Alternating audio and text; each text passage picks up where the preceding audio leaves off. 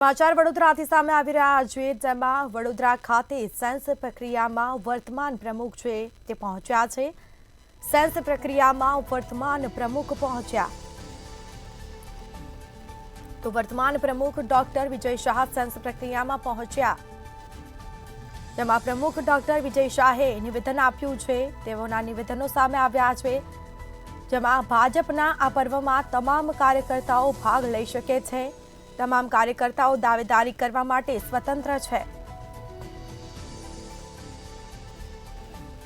તો પાર્ટી તક આપશે તો 76 નો લક્ષ્યાંક હાંસલ કરીશું તેવું જણાવ્યું છે। તેવાના નિવેદન સામે આવ્યા છે।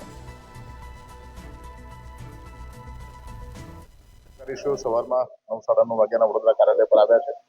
વડોદરા મહાનગરના જે કોઈ પણ કાર્યકર્તાઓ છે, જે લોકો આ જવાબદારી લેવા માટે તૈયાર છે, એવા બધા જ કાર્યકર્તાઓને ગઈકાલે સૂચના આપવામાં આવી છે। 9:30 વાગ્યાથી ફોર્મ આપવાના અને 12:30 સુધીમાં ફોર્મ પરત કરવાના।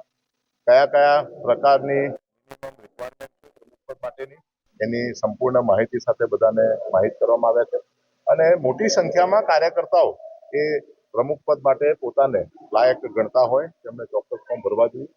લોકશાહી ઢબે થતી આ ચૂંટણીની પ્રક્રિયા છે, એમાં દરેકે દરેક વ્યક્તિને પોતાની વાત મૂકવાનો અધિકાર છે।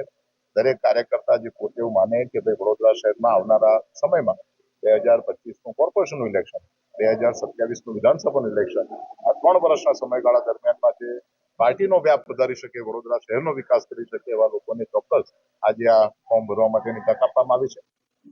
આવતીકાલે સાંજે 5 કલાકે આ જ લોકો વડોદરા શહેરના ધારાસભ્યશ્રીઓ, સાંસદશ્રીઓ, સંગઠનની ટીમ સાથે બેસી અને સંકલન કરશે અને ત્યાર પછી પાર્ટીની પ્રદેશની જે ચૂંટણીની પ્રક્રિયા છે એના ભાગરૂપે આ બધી જ માહિતી એ વડોદરા મહાનગરના જે કોઈ લોકોએ ફોર્મ ભરેલા છે, જેમના ફોર્મ એપ્રુવ થયા છે, તેની સાથે એ પ્રદેશમાં રજૂ કરશે અને પ્રદેશનું મોવડી મંડળ, રાષ્ટ્રીય મોવડી મંડળને સાથે રાખી અને પ્રમુખના નામની જાહેરાત કરશે। આવનારો સમય એ વડોદરા મહાનગર માટે મહત્વનો અગત્યનો સમય છે, ત્યારે હું ચોક્કસ એવી અપેક્ષા રાખું કે જે કોઈ પણ કાર્યકર્તાના જવાબદારી સોંપવામાં આવે, કાર્યકર્તા સરસ રીતે આ જવાબદારી પૂર્ણ કરે।